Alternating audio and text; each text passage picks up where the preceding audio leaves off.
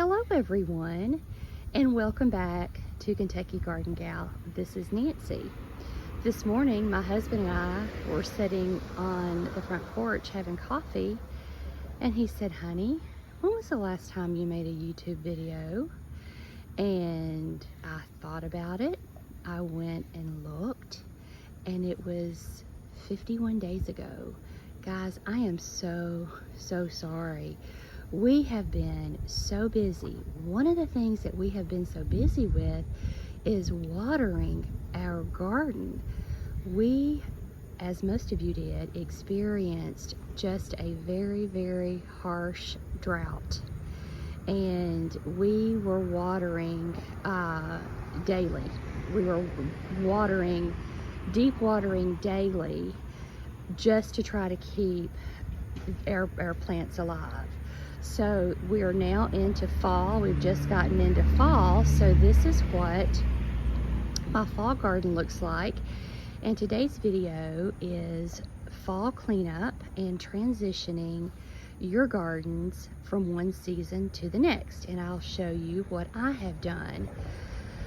So an area that I started working on, I can show you back here. I came in and I cut all of this back. It was just very grown up. I need to come in again because I did not lay down mulch. But as you can see, I cut all the irises back, and I cut them completely back, and they've grown up, which that's fine. I have a lot of weeds in my garden. In fact, to the point that I think I have probably more weeds than I have grass. So I'm doubling down on getting these weeds out and sowing grass this year. But this little area back here is one area that I cleaned up probably about a month ago, and I did have everything out. But what I wanted to show you is the roses are still alive. They are still alive. I went to a wedding at a dear friend's house on Saturday, and I had actually done their landscaping in their yard, and they have not been watering, and their garden is dead. I mean, even the trees are struggling. That's just how dry it's been. But to come out and to be able to see some roses, I just think, considering the conditions we've had, that is just so encouraging. But that is what we have been doing, is watering, trying to water, keep everything alive.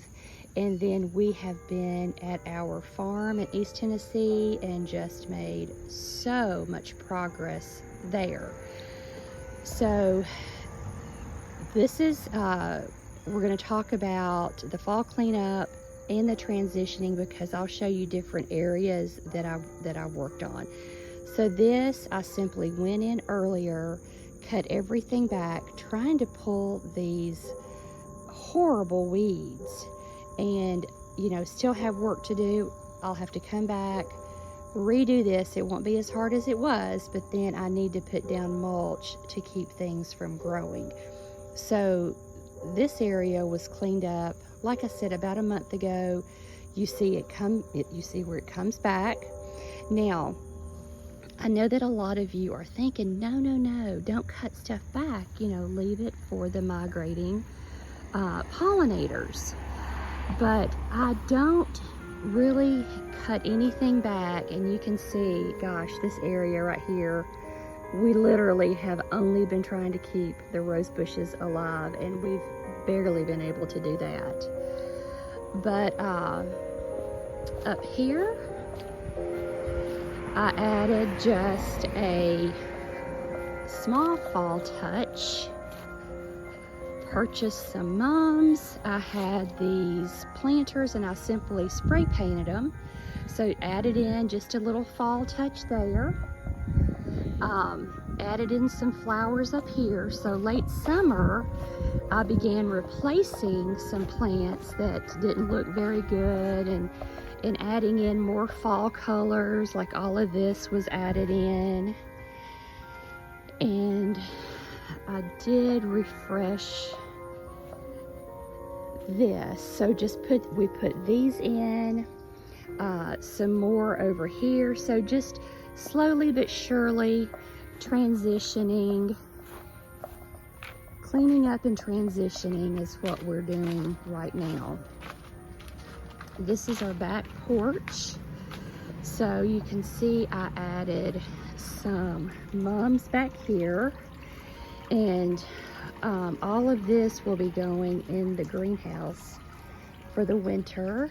Added some pumpkins and a mum over here.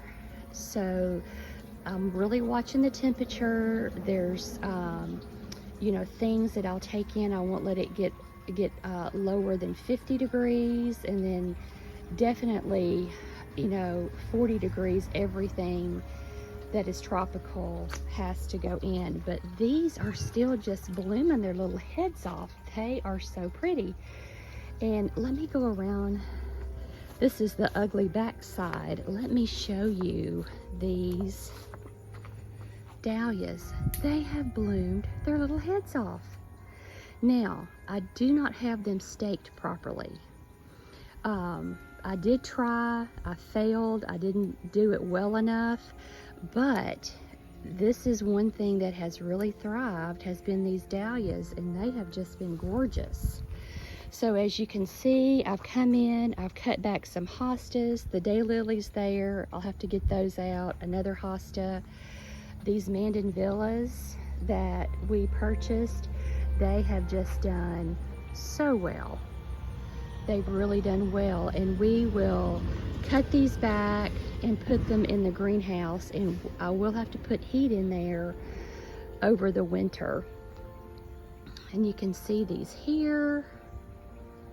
This tulip vine, or brugmansia, I am going to plant this one and this one in the ground over in front of the kitchen window, and then I will mulch those heavily.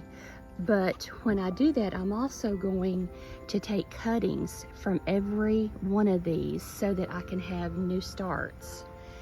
And this is the vertical towers. You can see the strawberries are still doing pretty good. This dahlia, the dahlias have just really done well. And you can see I cleaned this area up probably about 3 weeks ago, and it's, you know, your daylilies are going to come back, but that's okay. You're getting in there, you're knowing what's under all that and what you want to dig out and so forth. This is another area I've gone in, done a pretty good partial clean out, but look at our trees. Oh, I have just I don't think I've lost anything, but I'm telling you what, it was such a terrible feeling to see even the trees just suffering from the drought. So like I said, we spent a lot of time at the end of a hose. We really did. I came in here, I have 2 fruit trees here and here, and of course we kept these watered. These banana trees, they're probably 90% water, and these things are usually much larger than this. But, you know, we didn't invest any money in watering those. We were just trying to keep the fruit trees alive. So this has been cleaned, and what I did when I mulched this, I filled this full of seeds and then mulched. And everywhere that you see that I've put down the mulch, I've also seeded for next year's garden. And I've done the same thing right here, just trying to get all of this Creeping Charlie, which is this stuff right here. It has vines, and it just loves to take over my garden. That is so funny.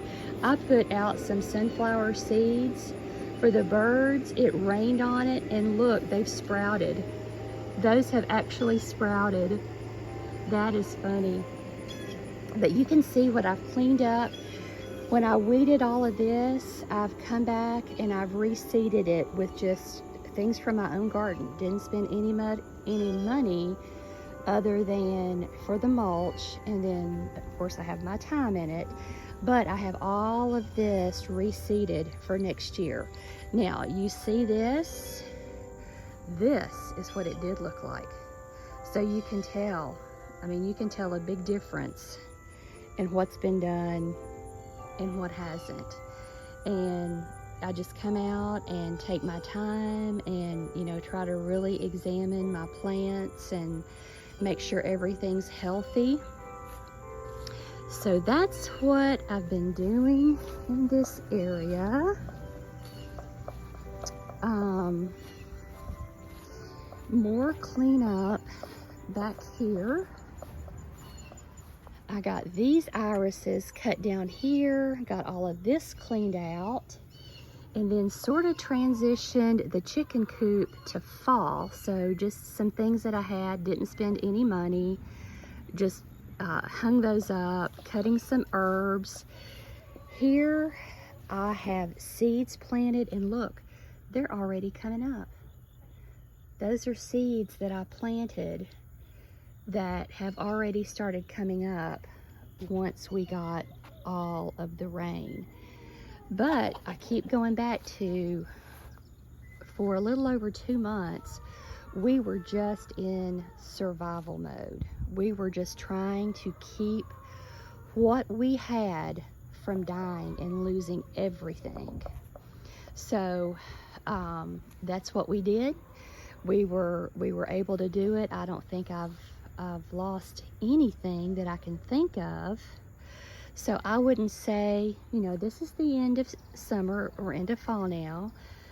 Your garden's not going to flourish. It's going to look like this. So as far as the pollinators, there's plenty. I'm not cutting back anything that they would use, that they would come in and they would use to eat. I'm keeping all of that, you know. There's plenty of black-eyed Susan, the Jerusalem artichokes, those have flowered, the zinnias, the cosmos. There's still plenty for them to eat. But what I'm mainly trying to do is go in and get control of the weeds underneath my garden. And here's a perfect example. The chives, they spread so easily, but this is an iris bed, and I will eventually come in and take out the chives. I'll pull all the weeds, I'll cut my irises back, and then I will mulch it, and it'll be so much better next year. And there we have named this cat Mooney, and he has now been fixed along with his mother. We've gotten 2 of the 3 cats fixed, and so hopefully our kitten population is going to be reduced. But as you can see, the chickens are doing good. They're happy. We're getting 5 to 6 eggs a day from them, able to share with family and neighbors, so that's always good.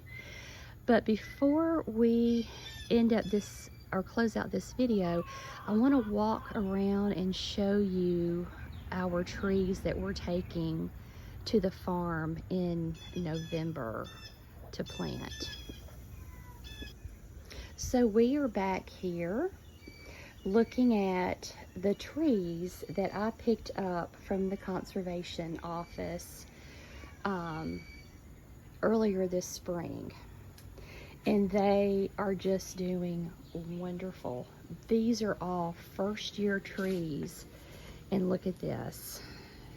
You know, these are, I feel like, are going to do really well at the farm. These are all oaks, but I am just so proud that we have kept these alive and they have grown. So I'm especially happy about that. And the time that the conservation office wants us to plant is November through April.